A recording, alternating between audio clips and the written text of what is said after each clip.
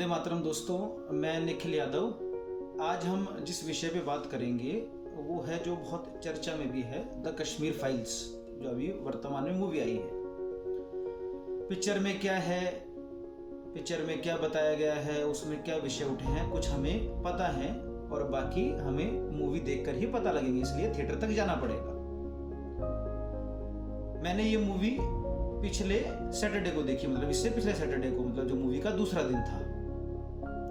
अधिकतर जब हम कोई मूवी देखते हैं तो वो कुछ घंटों तक दिमाग में रहती है, या ज़्यादा से ज़्यादा एक दिन रहेगी, 2 दिन रहेगी। लेकिन लगभग मूवी को 10-11 दिन हो गए हैं देखे हुए, लेकिन वो अभी भी दिमाग में है। मूवी देखकर बहुत सारे विषय दिमाग में आए।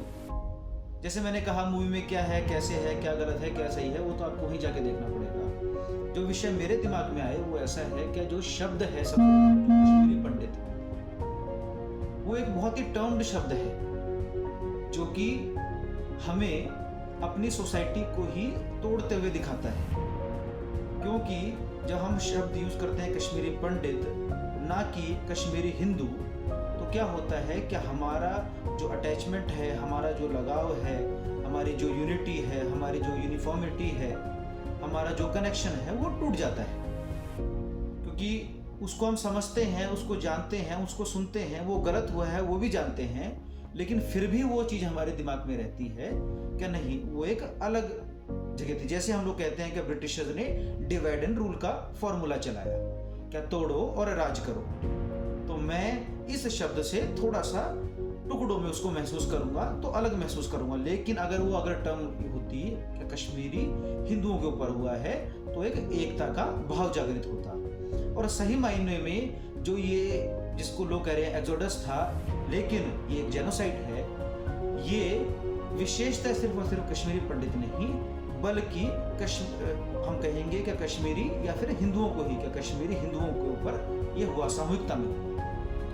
दूसरा जो विषय है वो इस प्रकार है कि जो वर्तमान में, जैसे मैं हूँ 1995, 1996 में जन्म हुआ, या जो और युवा हैं जो 21st सेंचुरी में जिनका जन्म हुआ है, हमने जो कश्मीर के बारे में जाना है, जो देखा है, वो मुख्यतः किसी टीवी चैनल से ही देखा है, किसी न्यूज़ चैनल से ही देखा है। तो कश्मीर की कुछ अच्छी वादियाँ, कश्मीर में अगर कोई टेररिस्ट अटैक होता है, कोई पाकिस्तानी कोई टेररिस्ट घुस जाता है, ऐसा हम लोग बार बार देखते हैं।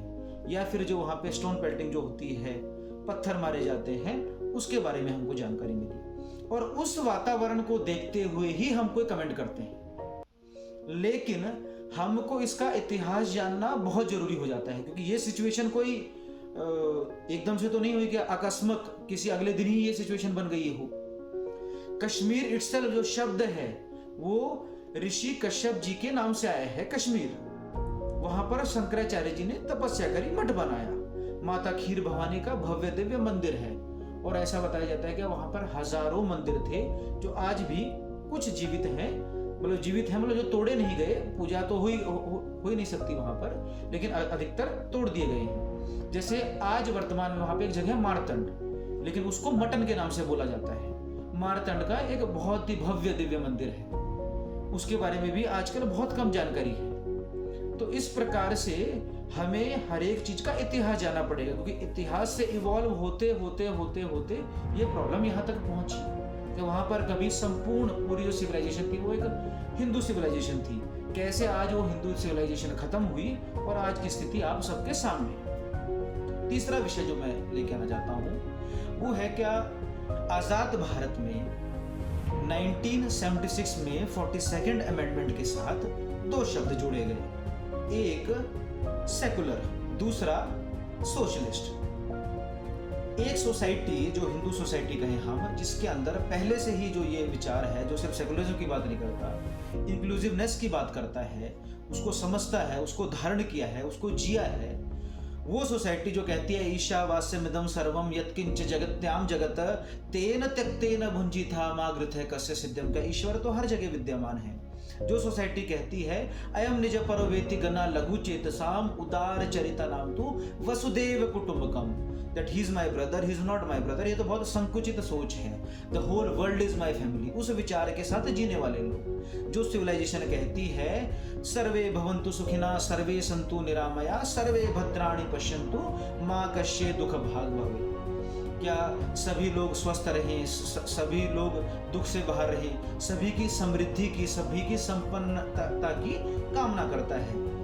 जो सोसाइटी जिसका कोर है, जो कहता है एकम सद विप्रा बहुधा वदन्ति, the truth is one, the sages call it by different names, the society is not about my way और द हाईवे। जो सोसाइटी कहती है लिव एंड लेट लिव, जियो और जीने दो, उसके लिए तो ये शब्द आपने डाला। लेकिन जब ये 1990 में जब वहां पर मिलिटेंसी बिल्कुल अपने पीक पे आ गई, तब ये शब्द, ये कॉन्स्टिट्यूशन, ये स्टेट, ये डेमोक्रेसी, ये जुडिशरी, सब कुछ मौन हो गए। ना किसी ने देखा, ना सुना, ना इसके बारे में कुछ बोला। तो सब कुछ जो सिस्टम था, जो स्टेट थी, वो सब कुछ दब गया। होने को सब कुछ था जिसकी हम बात करते हैं, डेमोक्रेटिक स्टेट है, रिपब्लिक स्टेट है, सत्ता है, सिस्टम है, सब कुछ धरे का धरा रह गया। लाखों लोग अपने घर छोड़कर, अपनी भूमि को छोड़कर, जहां पर वो 1, 2, 10, 15, 50, 100, 200 वर्षों से नहीं, लगभग 5-6 हजार सालों से जहां पर वो रह रहे थे, उस सिविलाइजेशन को पूरा समाप्त कर दिया गया। उन लोगों को आना पड़ा, माताओं बहनों का बलात्कार हो रहा था, लोगों को सिर्फ एक ही चीज बोली जा रही थी, रलिव गलिव या चलिव, या तो कन्वर्ट करो या मरो या भागो, चौथा कोई भी उनके पास ऑप्शन नहीं था। और इसी को जब हम देखते हैं कि जब ये विषय कश्मीर का, हिस्ट्री में जब कश्मीर का विषय उठता है, तो हम यूएन चले जाते हैं। आज हम जब जियो पॉलिटिक्स में इतना अन्याय देखते हैं कि एक तरफ जब हम लोग देखते हैं कि जब ये कोविड आया लगभग 2.5 साल पहले, वुहान से आया, चाइना से, चाइना के ऊपर क्या रिस्ट्रिक्शंस लगाए गए, चाइना से क्या सवाल पूछे गए, इतनी तबाही हुई, इतने लोग मारे गए, कोई प्रश्न नहीं, सब चल रहा है। हम देखते हैं अफगानिस्तान में तालिबान का रूल आया, सबने एक्सेप्ट किया, सब कुछ चलता है। लादेन पाकिस्तान में ही पकड़े जाते हैं, पाकिस्तान के साथ सारे रिलेशन बनाए जाते हैं, पाकिस्तान आगे बढ़ता है। और बाकी हम लोग देखते हैं कि आज यूक्रेन, रशिया के बहुत सारे विषय चलते रहते हैं। जिसकी ताकत है वो करता है, सोसाइटी आगे बढ़ती है, सही या गलत पे कोई चर्चा ही नहीं। तो इस प्रकार से ये एक कहानी है। जैसे हमको बताया जाता है, जैसे हम पढ़ते हैं कि लगभग विभिन्न प्रकार के हमें एस्टिमेट्स आते हैं, 3 लाख लोगों को, 4 लाख लोगों को, 5 लाख लोगों को, 6 लाख, 7 लाख लोगों को, ऐसे जितने भी लाख लोगों को, एक एक की अपनी एक कहानी, वो हर एक कहानी सुननी चाहिए अगर इस मानवता को हमें जीवित रखना है। ये वीडियो आपको कैसी लगी कमेंट बॉक्स में ज़रूर बताइएगा। वंदे मातरम।